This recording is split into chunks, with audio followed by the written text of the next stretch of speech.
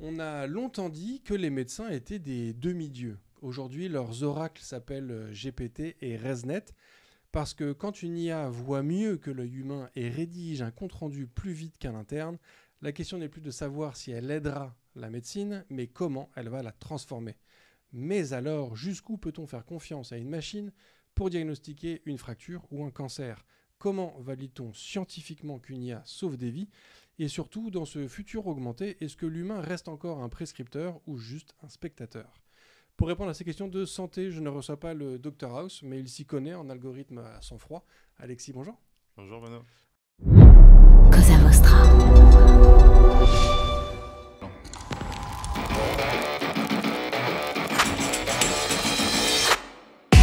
Bonjour, je suis Bruno Soulez, je suis un dev, D-E-V, pour différents, extraordinaires et visionnaires. Bienvenue dans If This Then Dev, le podcast qui veut résoudre le problème avant de passer au dev. Chaque semaine, je recevrai un expert pour décoder un sujet ou une tendance de notre formidable métier d'artisan du numérique. Sans en faire un tuto, nous parlerons d'une techno ou de notre quotidien de dev. Une discussion sans boucle, sans condition, mais compilée, afin d'en comprendre tous les éléments avant de passer au dev. Ce podcast est une production Cosa Vostra, où nous codons comme nous accompagnons nos clients, en étant différents, extraordinaires et visionnaires. Alors Alexis, est-ce que tu pourrais te présenter pour les quelques personnes qui ne te connaîtraient peut-être pas? Oui, bien sûr. Donc moi, je suis Alexis Ducarroux, je suis le cofondateur IA et technique de Glimmer, et maintenant j'occupe le rôle de directeur de l'innovation chez Glimmer. Ok. Tu peux nous en dire un peu plus du coup sur Glimmer, déjà depuis quand vous existez et ce que vous faites surtout principalement comme activité? Bien sûr. Donc nous, on a créé Glimmer en 2017 avec mes deux autres cofondateurs, et on développe des solutions d'aide au diagnostic principalement pour la radiologie, c'est-à-dire pour venir en aide aux médecins, leur fournir un second avis diagnostic pour les conforter dans leur avis. On fournit aussi également maintenant, comme tu l'évoquais très bien dans ton introduction, des outils d'aide à la rédaction des comptes rendus pour faciliter encore plus la vie des médecins sur ces parties qui peuvent être un petit peu fastidieuses, en tout cas qui ne font pas appel au cœur de leurs compétences médicales. C'est quoi l'évolution de la... Puisque du coup, 2017, on est avant l'explosion des LLM et des IA qu'on voit absolument partout. C'est quoi, vous, votre trend sur la qualité de diagnostic ou d'aide à la diagnostic que peut apporter l'IA? Bien sûr. Alors, en 2017, on était au max de la trend précédente avant les LLM, c'est-à-dire ces fameux ResNet que tu évoquais en introduction, c'est-à-dire l'apprentissage supervisé, principalement dans le monde de l'image, qui est venu vraiment révolutionner ce qu'on était en capacité de faire avec de l'IA à ce moment-là. D'ailleurs, en 2016, Geoffrey Hinton avait prédit la disparition des radiologues d'ici à 5 ans. Bon, on attend toujours. Mais en tout cas, cet environnement technologique a vraiment permis de fournir des solutions de diagnostic qui arrivaient à des niveaux de performance diagnostique qui n'avaient jamais été vus auparavant et qui devenaient suffisamment performantes pour être utilisées en routine clinique de manière pertinente. Et là, depuis 2022, on voit effectivement l'apparition des LLM avec les GPT, etc. Donc principalement avec des énormes capacités sur le texte qui sont en train de se traduire non plus en LLM mais en VLM, c'est-à-dire Vision Language Model, avec des capacités sur l'image. Mais là, pour le coup, sur l'image, pour l'instant, ces modèles-là n'ont pas des capacités diagnostiques très importantes. On les compare assez régulièrement, on en développe même nous en interne. Pour l'instant, ils ne sont pas à la hauteur du tout de l'apprentissage supervisé à l'ancienne, si j'ose dire. Mais ça viendra un jour, et en tout cas, on sera parmi les premiers à l'implémenter pour pouvoir développer des nouveaux dispositifs médicaux encore plus vite à ce moment-là. Ouais. Oui, donc vous, aujourd'hui, la LLM, c'est surtout pour cette génération des rapports, où là, finalement, c'est très textuel. Mais sur la partie analyse de radio, ça reste quelque chose qui se fait sur de l'imagerie traditionnelle. Exactement. Notre cœur de métier, c'est sur cette partie d'analyse des images et de diagnostic à partir des images. Donc ça, c'est vraiment de l'apprentissage supervisé. C'est là où on obtient les meilleures performances. Et pour quelque chose d'aussi critique que le médical, on ne peut pas se permettre d'avoir des performances un peu moyennes. Il faut vraiment être à l'état de l'art de ce qui se fait et d'être au niveau de ce qu'attendent les médecins. Et par contre, pour la partie de langage, là, les LLM ont des performances qui sont bluffantes, qui sont incroyables et qu'on leverage, nous, en ce moment, sur des nouveaux types de produits dont le but est justement d'aider les médecins à dicter à une machine comme ils dicteraient à un humain, finalement. Comme s'ils parlaient à leur interne senior qui comprend évidemment tout le vocabulaire médical qu'il est Mhm. en train de leur évoquer, mais qui comprend aussi naturellement que tel nodule de l'apex, ça correspond au thorax et qu'il faut venir le retranscrire comme d'une manière pertinente dans le compte-rendu derrière. Ok. Et donc de venir aider les radiologues à leur faciliter la vie, à automatiser une partie des tâches les plus rébarbatives, aussi du côté de l'édition de compte-rendu. Ouais. Euh, Forcément, qui dit IA dit entraînement. Et l'idée de votre solution, c'est quand même, enfin, j'imagine, d'améliorer la capacité de diagnostic des médecins. Mais ça nécessite, enfin, ton entraînement nécessite d'avoir des données correctement labellisées. Ouais. Est-ce que tu n'as pas un risque que justement, en fait, tu continues à rater ce que les médecins avaient raté par le passé, parce qu'en fait, tu vois ce que je veux dire, Ouais, c'est une excellente question. les éléments d'entraînement sont en fait toujours enfin, c'est toujours des choses qui ont été faites par des humains au début.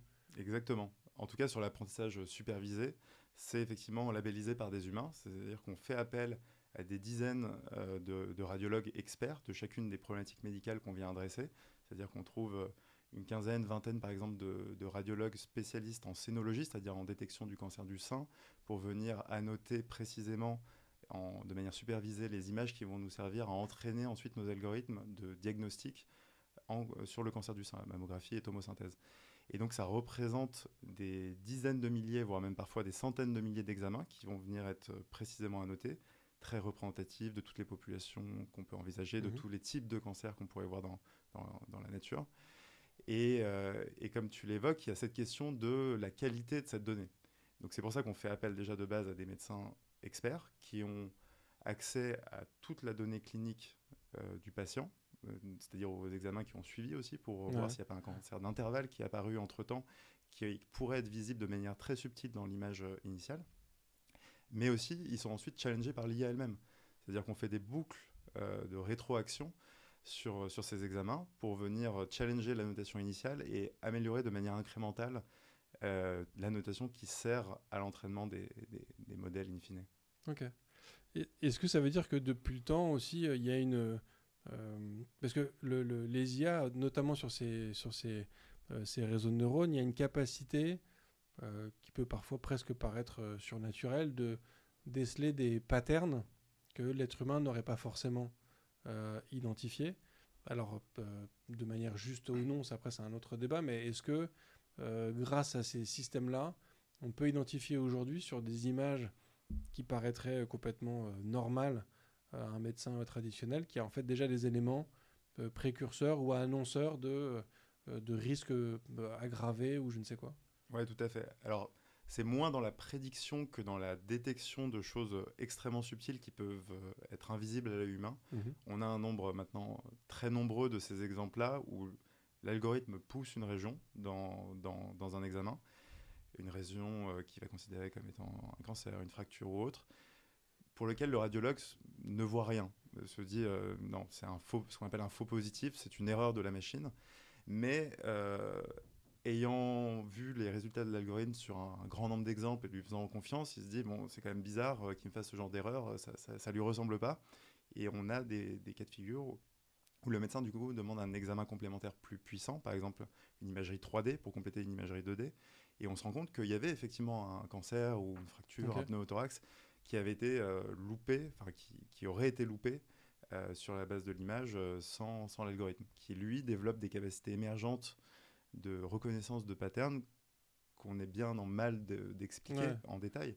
Mais en tout cas, on observe que statistiquement, on a des performances qui sont excellentes et qui même souvent vont au-delà des performances obtenues par les humains.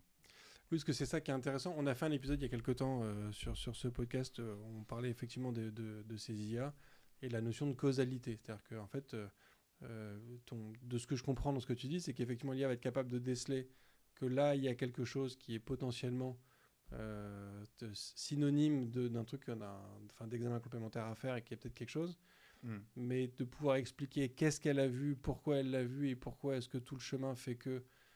Ça, c'est quelque chose que le système n'est pas capable encore d'expliquer. Non, on n'a pas de prétention sur de causalité. On fait des corrélations qui marchent extrêmement bien, mais qu'on est capable de prouver cliniquement. Parce que ce qu'on fait, c'est quand même du dispositif médical. Donc, pour pouvoir le mettre sur le marché, le mettre dans les mains des médecins, si on n'est pas en mesure d'expliquer une causalité précise, ce qui est rarement le cas dans le domaine médical, hein, toute chose égale par ailleurs, il faut être en mesure de prouver que son algorithme est extrêmement bon d'un point de vue statistique, global, en moyenne.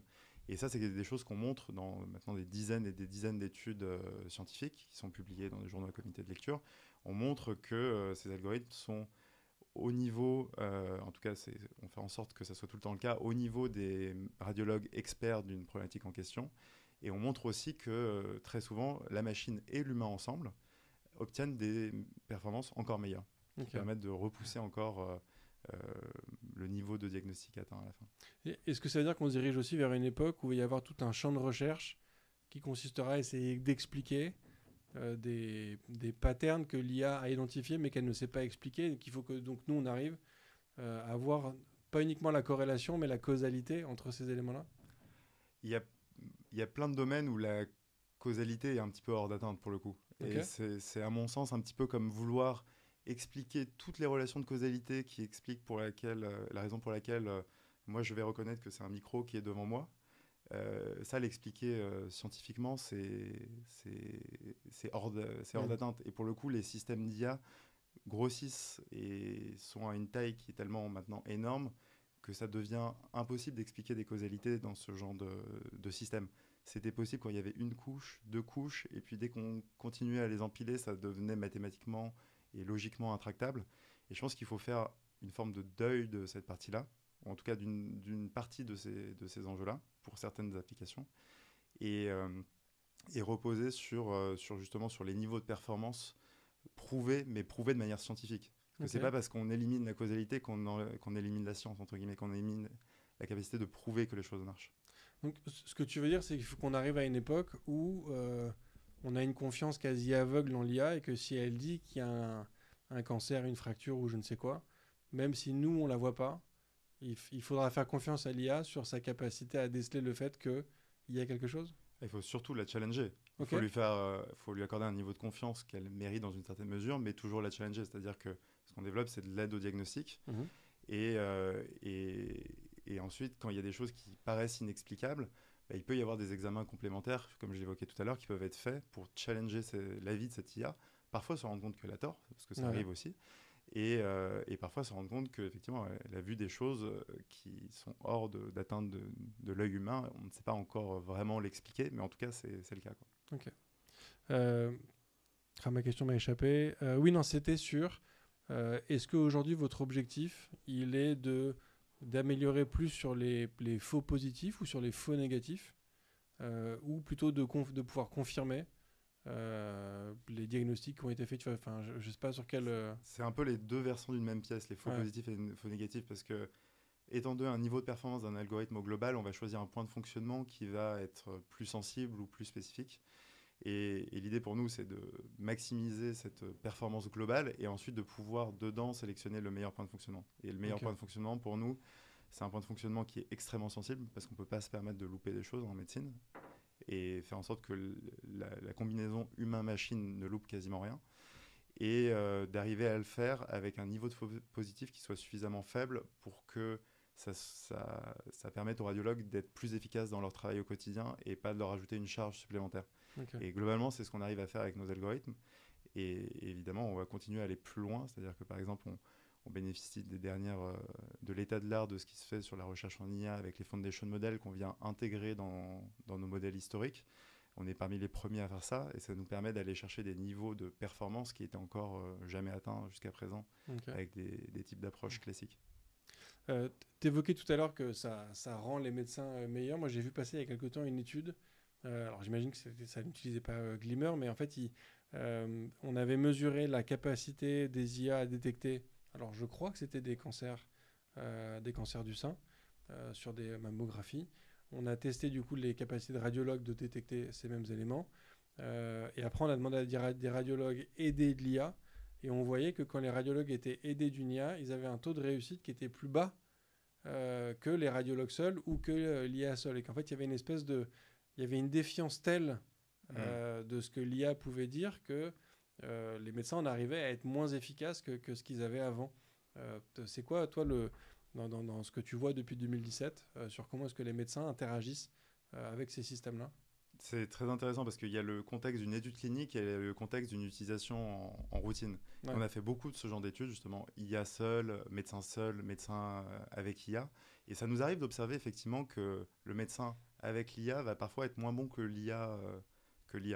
Rarement moins bon que le médecin tout seul. Ok. Ça nous arrive d'observer ce genre de choses.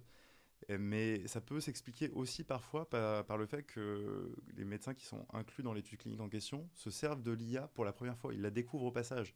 Donc tu parlais de défiance, c'est ce qui peut se produire. Ou Ouais. alors, sans parler forcément d'aller jusqu'à de la défiance, mais de parler d'une absence d'habitude, une absence de formation à ces outils-là, une absence de confiance qui se crée aussi au fur et à mesure. C'est comme si on avait un père, entre guillemets, qui vient donner son avis. La confiance, ça se crée au fur et à mesure de mois et d'années parfois, de diagnostics conjoints, entre guillemets, qui va permettre au médecin de construire sa confiance. Et donc, sur un snapshot un peu non écologique, si j'ose dire, c'est-à-dire d'une étude clinique un peu dans un coin, avec des utilisateurs qui n'ont pas forcément l'habitude de servir de l'IA ou de cette IA-là en particulier, on peut observer ce genre de choses, de performance des humains qui sont dégradés. Nous, pour le coup, c'est en général, c'est pas ce qu'on observe dans la plupart de nos études cliniques. Et surtout, il y a aussi les retours des utilisateurs du terrain qui nous montrent que quand un utilisateur te renvoie 2-3 cas pour lesquels il nous dit il y a cette personne qui serait repartie avec sa fracture non déplacée du col du fémur, que j'aurais probablement loupé si l'IA ne m'avait pas flagué en filet de sécurité. En fait, c'est une personne pour laquelle cette fracture aurait pu se déplacer par la suite, qui aurait peut-être nécessité une prothèse de hanche avec toutes les morbimortalités qui s'en suivent. Et donc, c'est aussi autant d'éléments plus concrets de l'utilisation de l'IA au quotidien. Je vois. J'ai ma question qui m'a encore échappé. C'était sur...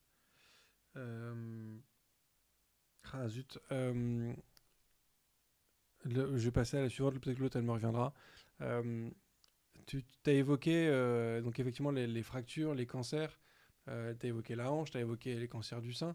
Il y a énormément de types d'imagerie différents. On a effectivement ajouté, tu as des médecins qui sont spécialisés sur des parties du corps, sur des types d'imagerie, sur des types de pathologies.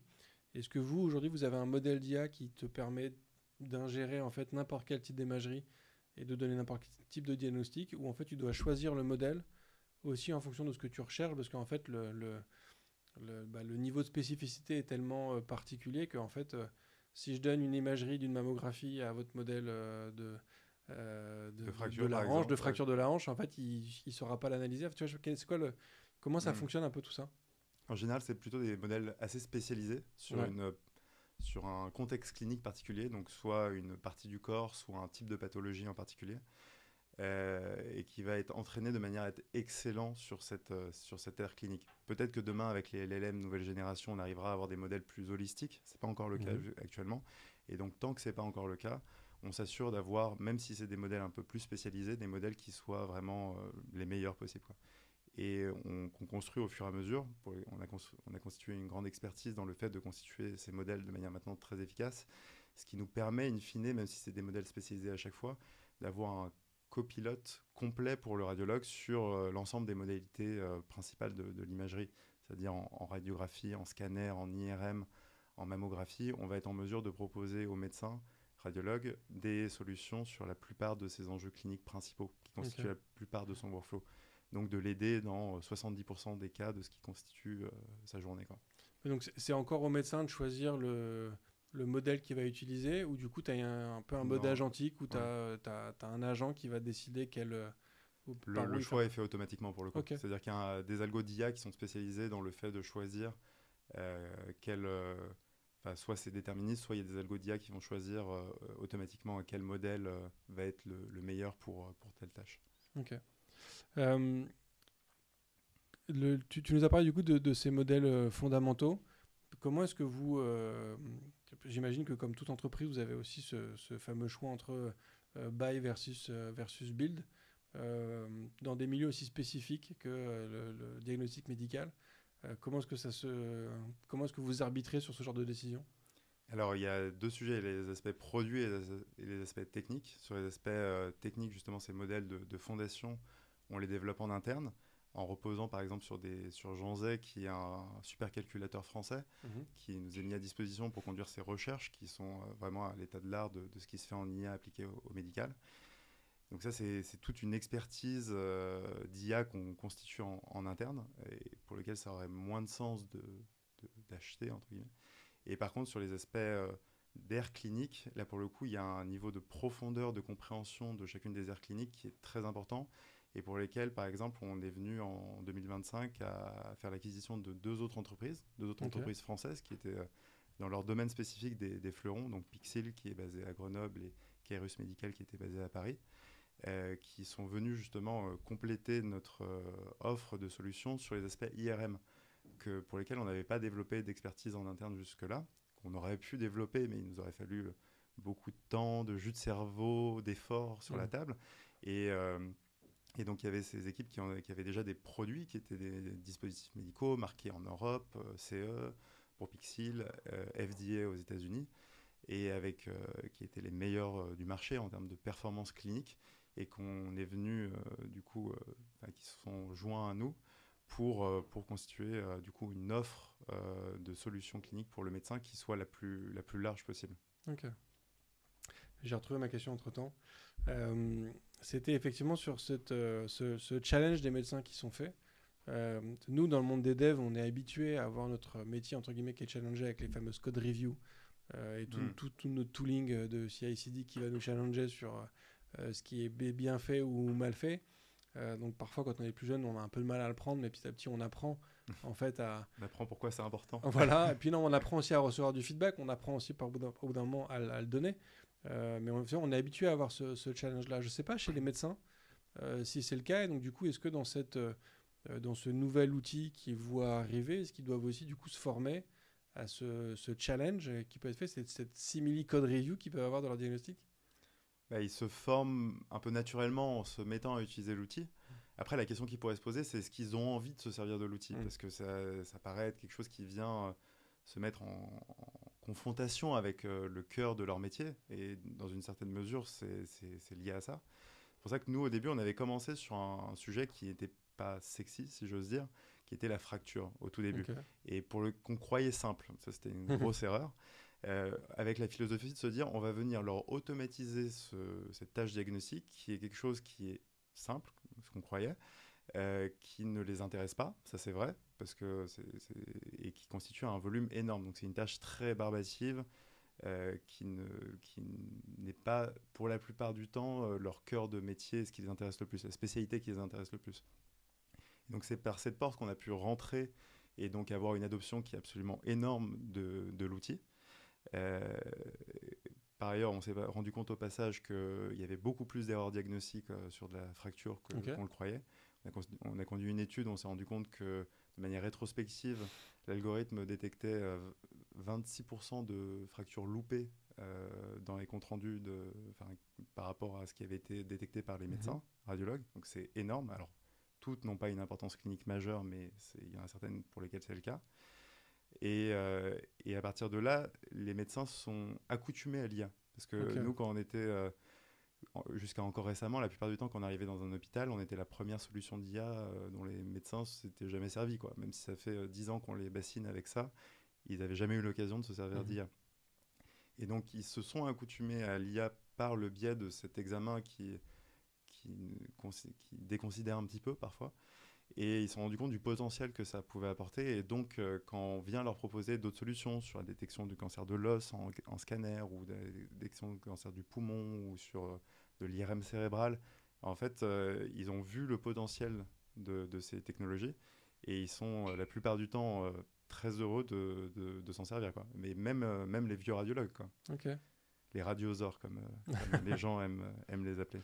Donc il y a une adoption qui est quand même assez grande aujourd'hui de ces outils-là dans les hôpitaux parisiens ou cliniques parisiennes, enfin françaises pardon, de manière plus globale. Oui, bien sûr. Nous, on est installé dans à peu près entre 2500 et 3000 sites. Donc sites, ça veut dire des sites de radiologie privés, mais aussi des cliniques, des hôpitaux. Et par exemple, en France, on est dans les 2 tiers des CHU. Donc c'est-à-dire qu'on a des solutions d'IA qui tournent en routine clinique, donc qui aident vraiment les praticiens, les médecins radiologues, les urgentistes aussi beaucoup à l'hôpital, dans les 2 tiers des CHU français. Okay. Et à l'échelle plus globale, on est dans une 40aine de pays à l'échelle du monde, principalement aux États-Unis, en Europe occidentale et de manière plus éparse dans le reste du monde. Ok, canon. Tu disais aussi tout à l'heure que quand vous êtes lancé, il y avait cette idée d'automatiser la détection de fractures, que c'était pas si simple que ça finalement. Mais ce que j'entends aussi moi dans le terme d'automatiser, c'est que au final, c'est l'IA qui passe d'abord, qui va faire un premier filtre de fracture par fracture, et après le médecin qui en gros tamponne, valide la décision. Mais de ce que tu décrivais plus tôt, je perçois que c'est plutôt l'inverse. C'est plutôt le médecin qui va faire un diagnostic qui va être challengé ou non par l'IA. Est-ce que c'est qu'il y a eu une confrontation sur le terrain qui vous a fait de réajuster, soit pour des questions techniques, soit pour des questions d'adoption, ou est-ce que c'est que vous faites les deux? En fait, tu vois, dans quel ordre, qui commence et qui se fait challenger par ça dépend l'usage du médecin. Il y a des médecins qui aiment bien justement regarder l'image sans avoir de biais de l'IA, parce qu'on peut considérer que c'est un biais, c'est un second biais. Et donc ils veulent l'avoir en second, en filet de sécurité. Il y en a certains qui regardent en même temps, il y en a certains qui regardent l'avis de l'IA et ensuite qui vont eux-mêmes essayer de le challenger. Il y a un petit peu tous les cas de figure et c'est propre à chaque médecin de choisir comment il s'en sert. Et ce qui est intéressant, c'est qu'au tout début de la boîte, on avait commencé avec cette idée de on va automatiser toute la radiographie standard, on va faire les comptes rendus directement. C'était notre ambition en 2018. Et on s'est rendu compte que c'était beaucoup plus compliqué qu'on le croyait initialement. Et maintenant, on y revient en fait. 8 ans plus tard, cette vision produit qu'on avait au tout début, sur laquelle on a fini par extraire la substantifique moelle de ce qui avait de l'intérêt pour les médecins, c'est-à-dire la détection de la pathologie. Maintenant, on y revient pour étendre le produit et en faire un produit de diagnostic automatisé, mais qui vient se retranscrire aussi dans le compte-rendu grâce aux LLM qui ont émergé entre-temps et qui nous ont permis d'aller vraiment jusqu'au bout de cette vision initiale qu'on avait il y a 8 ans. Ok, impressionnant. J'ai une conviction personnelle, mais je sais qu'il y a beaucoup de gens dans notre industrie qui la partagent. C'est que pour être un bon développeur ou une bonne développeuse, un des prérequis, c'est de bien comprendre le métier pour lequel on travaille, de s'intéresser aussi à pourquoi on le fait, quel est le problème qu'on va résoudre, et de ne pas uniquement s'intéresser à des sujets purement techniques, purement algorithmiques que ça peut être. Je me dis que toi, tu as un métier quand même, enfin, vous êtes dans un domaine un peu particulier, c'est que vous résolvez un problème qui nécessite aujourd'hui entre 8 à 12 ans d'études, j'imagine, pour les spécialités. Ce qui est quand même pas négligeable. Je pense que vous pouvez pas demander à tous vos développeurs et développeuses de devenir radiologue en même temps. Mais il y a quelques radiologues qui sont développeurs. Hein. Ça arrive. Il y en a et c'est des perles rares qu'il faut réussir à trouver. Mais j'imagine. Mais donc, comment est-ce que vous cultivez une connaissance métier pour vos équipes techniques? Alors, effectivement, c'est hyper important que dans les équipes, il y ait une compréhension des enjeux médicaux sous-jacents. Ils ne vont pas être capables d'être radiologues sur l'ensemble du scope de ce qu'est un radiologue, mais au moins de comprendre pour le produit sur lequel ils sont en train de travailler à un moment donné, les enjeux médicaux sous-jacents, parce que c'est extrêmement important. On ne peut pas répondre correctement à une question qu'on ne comprend pas. Donc ça passe par deux choses. Ça passe par le fait d'aller sur le terrain pour les équipes, et ça passe aussi par le fait d'avoir des radiologues dans l'équipe qui travaillent à l'hôpital à mi-temps ou dans leur cabinet privé sur une partie de la semaine et qui sont chez Glimmer le reste du temps pour venir travailler avec les équipes, injecter leur compréhension médicale fine des sujets qu'ils sont en train de traiter pour répondre au mieux au sujet. Et d'avoir aussi des gens qui sont spécialisés dans leur domaine, qui sont en même temps capables de comprendre les enjeux des autres et au premier chef desquels ceux des radiologues, et qui sont en même temps spécialisés dans chacune de leurs disciplines. C'est pour ça qu'on a des équipes pour constituer un unique produit à la fin.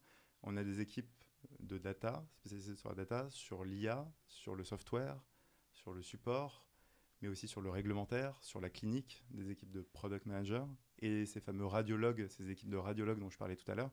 Donc finalement, pour constituer un produit, on se retrouve avec une espèce de petite squad très multidisciplinaire, donc pour lesquelles c'est hyper intéressant de travailler parce que les idées fusent, il y a des points de vue très différents sur tous les sujets, mais où chacun est l'expert de sa problématique métier en question, tout en ayant ce layer commun qui les unit, qui est la compréhension médicale du problème qu'ils sont en train d'essayer de résoudre. Okay. Donc c'est-à-dire que dans tes squads, tu as des radiologues? Ouais, complètement. Il y a des radiologues qui annotent, donc ça, Ouais. c'est des radiologues qui vont être un peu en freelance. Et il y a des radiologues qui, pour le coup, sont employés de Glimmer. On en a Ouais. 6, je crois, à date, et qui font partie des squads, donc qui travaillent avec les autres employés pour itérer sur le produit avec eux et leur apporter leur vision médicale, sans laquelle on tomberait à côté de Ok. la cible à coup sûr. Je trouve ça génial parce que du coup, ça t'amène quand même une diversité de profils et de points de vue dans tes équipes qui doit être hyper enrichissante pour tout le monde au final en fait au sein de l'équipe. Ouais, ce côté multidisciplinaire il est passionnant pour le coup. Tu as évoqué effectivement aussi la notation avec des médecins en freelance. On a déjà fait un épisode où on parlait effectivement des sujets d'annotation. On avait évoqué le fait que dans l'industrie de l'IA, cette préparation de la donnée, elle est beaucoup faite par des équipes entières basées à Madagascar, Déporté à l'étranger. complètement déportées à Ouais. l'étranger dans des pays effectivement avec un faible coût de main-d'œuvre. Mm. Mais là, toi, effectivement, tu es sur Nous, t'es sur un niveau technique de labellisation, c'est-à-dire que c'est pas juste détecter est-ce que c'est une plage ou est-ce que c'est un paysage de montagne, quoi. Il faut quand même ouais, il y a le niveau d'expertise médicale sous-jacent et il y a aussi la bonne compréhension que les équipes d'annotation vont avoir de la tâche. C'est pour ça que nous, on passe quasi exclusivement par des radiologues et des radiologues français pour lesquels, d'une part, on est sûr de leur niveau de performance et aussi on est en mesure, parce qu'il n'y a pas forcément la barrière de la langue ou de la culture, de leur expliquer précisément la tâche et la philosophie du produit sous-jacent pour être sûr que ce qu'ils font est de la meilleure qualité finalement. Alors c'est pas tout le temps simple parce qu'en France il y a des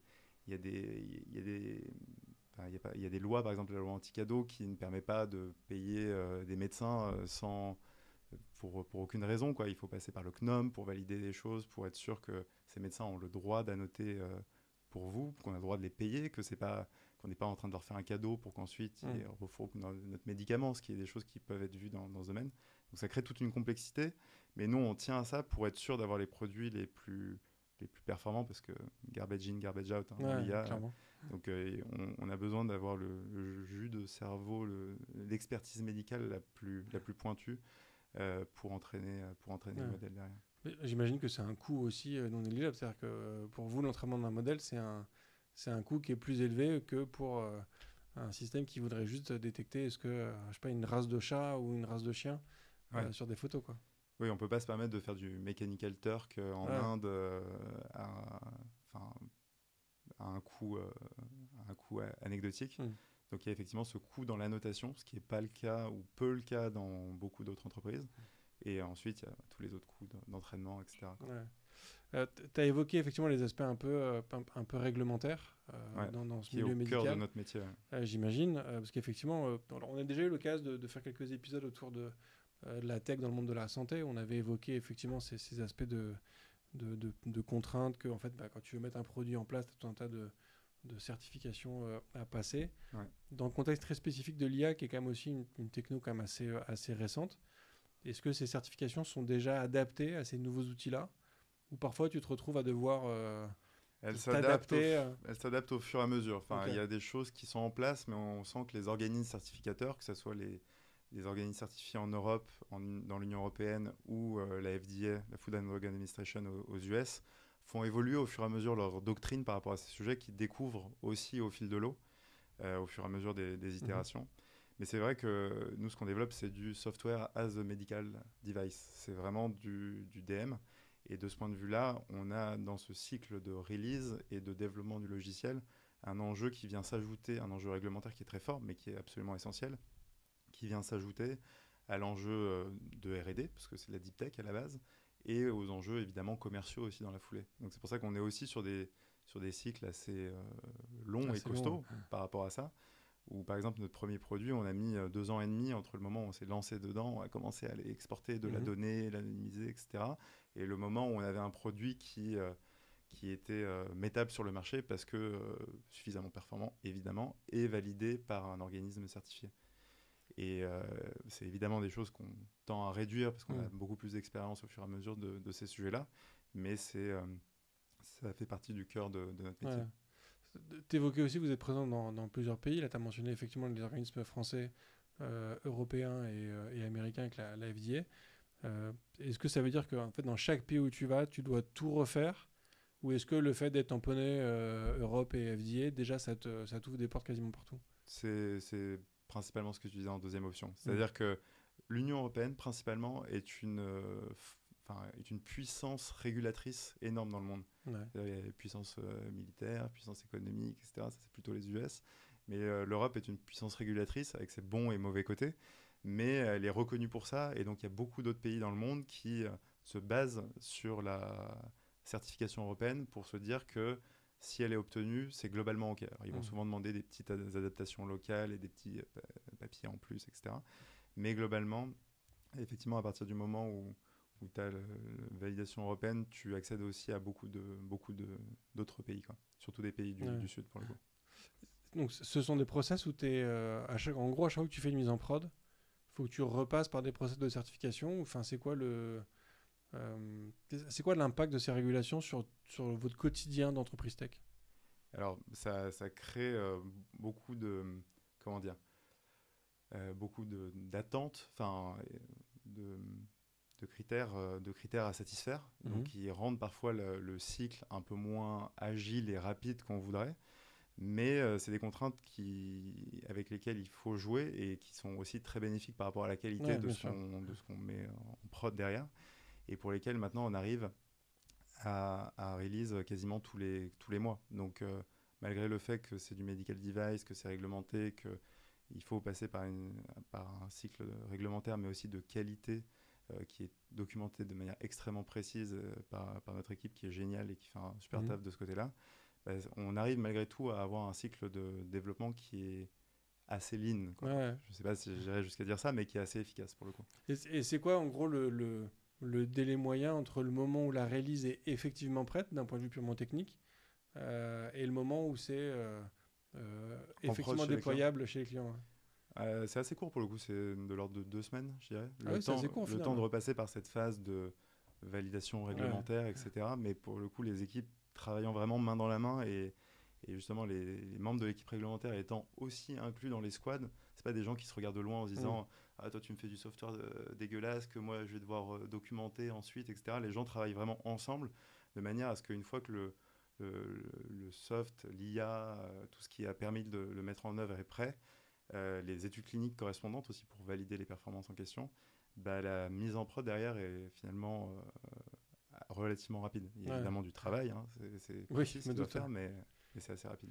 Et c'est quoi à peu près votre ratio de nombre de releases prêtes versus nombre de releases effectivement envoyées aux clients? Est-ce que tu as des...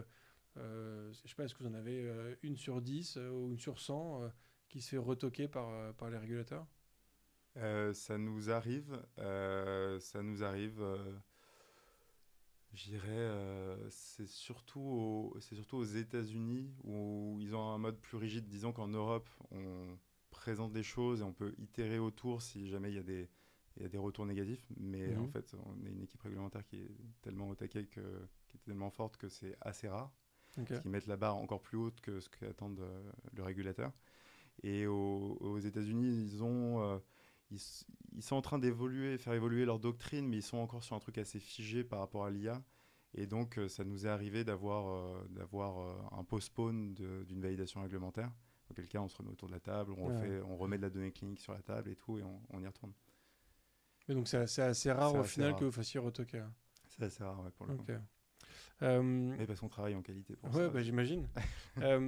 C'est quoi ta perception, donc vous qui en plus êtes présent sur différents marchés, comment est-ce que tu vois l'adoption de ces outils-là en France spécifiquement par rapport à ce que tu vois dans d'autres marchés? Contrairement à ce qu'on pourrait penser, en France, elle est très importante. Parce qu'on s'est lancé assez tôt avec d'autres compétiteurs aussi. Et il y a plusieurs boîtes françaises qui sont lancées sur le dossier, sur le sujet de la radiologie assez tôt, parce qu'il y a beaucoup d'ingénieurs talentueux en France, donc beaucoup de gens qui aiment développer des choses et qui aiment faire en sorte qu'elles aient un impact bénéfique aussi. Donc, ce qui fait qu'il y a une émulation très importante et le marché est assez tôt été informé, assez tôt a eu l'occasion de tester ce genre d'outils. Et donc maintenant, on a une utilisation en France qui est assez importante. Comme je disais tout à l'heure, 2 tiers des CHU français. Et je pense que d'ici à peu près 3-4 ans, il y aura très peu de sites en France qui n'auront pas au moins une application d'AI pour le diagnostic en routine clinique, quoi. Ça deviendra presque l'anomalie, quoi. Mais sur les autres pays européens, par exemple, c'est quoi le taux de pénétration de ces solutions ? J'ai pas de taux précis en tête, mais sur les autres pays européens, c'est un peu plus faible en général parce qu'il y avait justement moins d'entreprises qui avançaient moins vite sur ce genre de sujet et qui du coup ont moins fait émerger l'IA comme une réalité. Mais bon, maintenant qu'on est sur tous ces autres pays aussi, on contribue à faire en sorte que cette adoption augmente vite aussi dans le reste de l'Europe. Et aux US, l'adoption de ces outils-là par la médecine est plutôt très élevée ou c'est aussi... Pas tant pour le coup, dans le sens où la réglementation aux US, elle est un peu rigide, et ce qui fait que c'est extrêmement dur d'avoir une application qui est validée par la FDA. Aux États-Unis, ça demande des études cliniques énormes qui coûtent vite 1 million d'euros l'étude clinique. Donc quand on a une petite boîte, c'est un budget énorme, quoi, on s'approche.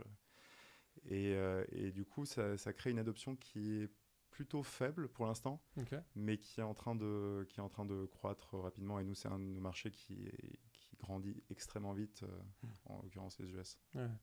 Tu as évoqué aussi tout à l'heure qu'il s'est écoulé en gros 1 an et demi ou 2 ans, je ne sais plus ce que tu disais, entre le moment où vous avez commencé et le moment où ça a été... la première application, c'était 2 ans et demi. Pile prêt pour mars 2020, donc bon sens du timing. Est-ce que pour toi, toute cette régulation, c'est dans quelle mesure est-ce que tu le vois comme un frein à une innovation dans ce secteur-là, ou au contraire, fonctionnant comme filtre, évite des problèmes, parce qu'on imagine que dans ces métiers-là, si tu as un bug, en fait, ça peut coûter la vie à des gens. C'est un impact sur la vie des gens direct. Donc c'est, à mon sens, absolument nécessaire.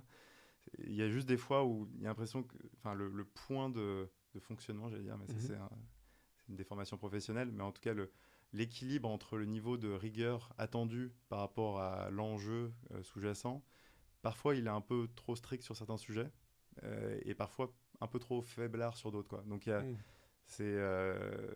en pratique, je trouve que ça tend à se normaliser et ça tend à être de mieux en mieux, mais c'était aussi le temps, je pense, que les puissances certificatrices trouvent le bon équilibre par rapport à cette technologie qui est nouvelle, qui est l'IA, quoi. On a évoqué le niveau d'adoption de ces outils-là en France versus le reste du monde. Au-delà de la notion d'adoption, il y a aussi la capacité à créer ce genre d'outils. Est-ce que toi, tu as l'impression qu'en France, on a quand même une certaine avance ? Tu l'évoquais tout à l'heure qu'on a pas mal de gens compétents et autres, mais on sait qu'aux US aussi, il y a des gens très compétents. En Chine, il y a des gens extrêmement compétents aussi. Comment est-ce que tu vois, toi, l'IA française se positionner versus d'autres pays ou d'autres puissances ?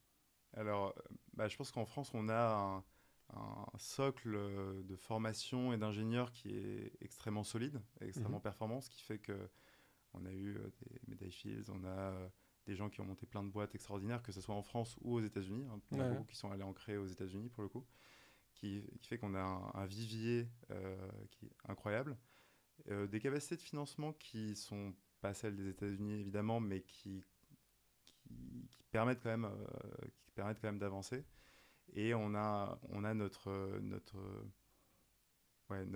épingle à tirer là-dedans, même si je pense que la difficulté, c'est d'atteindre la taille critique pour passer sur une boîte d'échelle et d'ambition régionale ou mondiale, quoi. Où typiquement, on voit beaucoup de petites boîtes émerger, énormément, avec plein de beaux produits, parfois des tractions commerciales, pas tout le temps, etc., et qui ont du mal à passer à l'étape d'après. Nous, c'est ce qu'on essaye de faire là actuellement, et ce vers quoi on essaye d'aller, c'est d'être dans les acteurs mondiaux sur notre segment, toute humilité, parmi les plus importants, où on va être surtout en confrontation avec des boîtes sud-coréennes, par exemple, israéliennes. Dans notre domaine, en particulier de la radiologie, il y a un peu moins d'Américains, pour le coup. Peut-être parce que c'est pas un assez gros marché. Pourtant, la médecine aux US, c'est un énorme marché. D'un point de vue purement financier, ça draine beaucoup d'argent. Ouais, c'est un énorme marché, et c'est un marché très inefficace, entre guillemets, parce qu'ils mettent une part de leur PIB qui est monstrueuse pour la médecine pour des résultats qui sont... Bien en dessous de ce que d'autres pays ont. ouais, et en particulier la France pour le coup. Ouais. Ok, donc intéressant pour toi. Donc c'est vraiment ce passage à l'échelle. C'est-à-dire on a de bonnes idées. Je sais plus qu'est-ce qu'il disait ça. En France, on n'a pas de pétrole, mais on a des idées. C'était Chirac, je crois, qui avait dit ça un jour. Ouais. Mais plus de mal à passer à l'échelle. Ouais, pour l'instant, c'est globalement ce qu'on observe. Il y a peu de boîtes qui passent vraiment à l'échelle.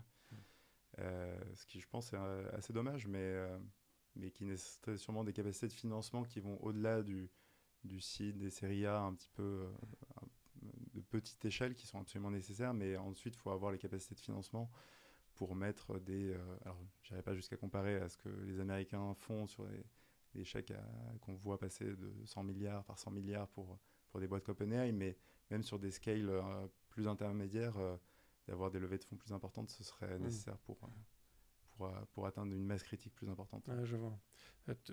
Petit fun fact, tu évoquais tout à l'heure qu'on a un pool d'ingénieurs en France, on a un vivier d'ingénieurs en France extrêmement, extrêmement riche.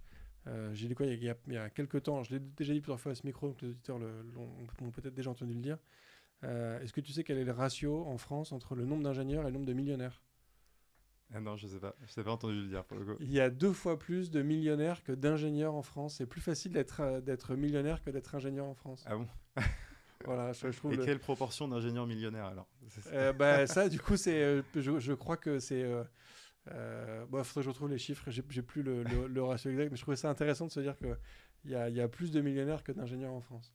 Avant de conclure, j'aurais un dernier point pour évoquer avec toi sur les maintenant nombreux épisodes qu'on a fait autour de l'IA sur ce podcast. Notamment, il y a une réflexion qui est restée avec moi il y a un petit moment maintenant, c'est que cette notion d'IA généraliste, d'après certains de mes invités, ne passera pas par le réseau de neurones, qui en fait va à un moment atteindre ses limites.